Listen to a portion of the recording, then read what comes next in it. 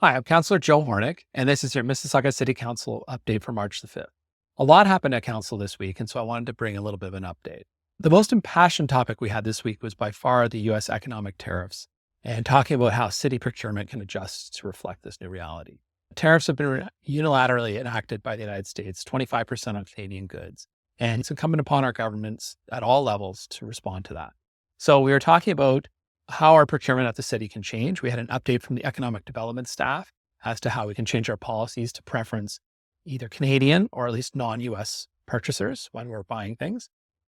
And second, making sure that we're talking to our local businesses, having roundtables and making sure we're using the advocacy groups that we're part of. And so we can tell our Mississauga story and what kind of impact this is going to have on us.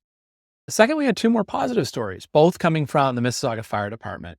As of 3 a.m. this morning, our 911 dispatch has been upgraded to a state-of-the-art system called Next Generation 911.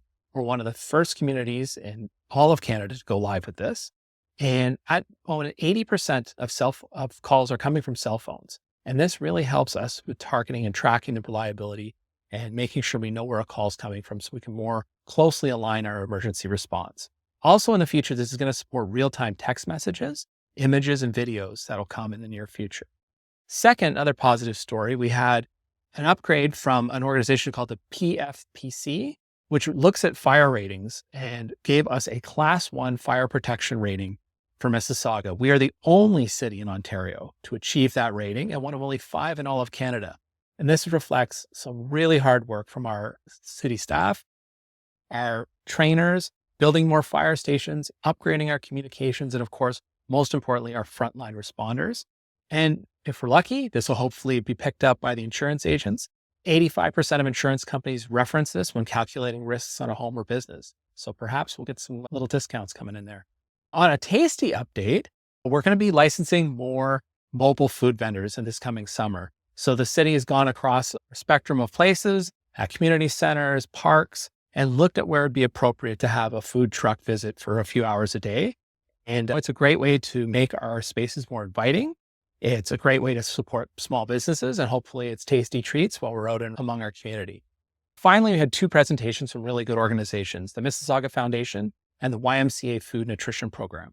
Both came and talked to us about the benefits and challenges we have going on in the city right now.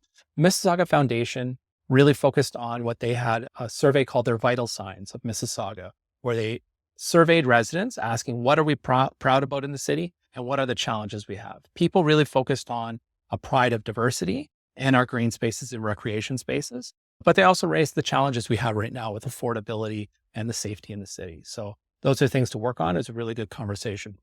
And last, we had the YMCA Food Nutrition Program. 16,000 kids right now are getting a meal once a day from 132 schools across Mississauga. And it's a great initiative because we can all imagine it's really hard to study. It's really hard to pay attention in class if you've got a hungry tummy. So they came to us looking for $100,000 a year if we'd be able to help them from the city side to advance this into more schools and provide a richer program. So we've left that with our mayor and with our staff to see if that's something we could be able to support in the future. I know I'm supportive of that myself. So that's your council wrap up. It was a busy week and I wanted to make sure I gave everybody an update. Reach out anytime you've got questions and ideas, and I'm looking forward to seeing you next time.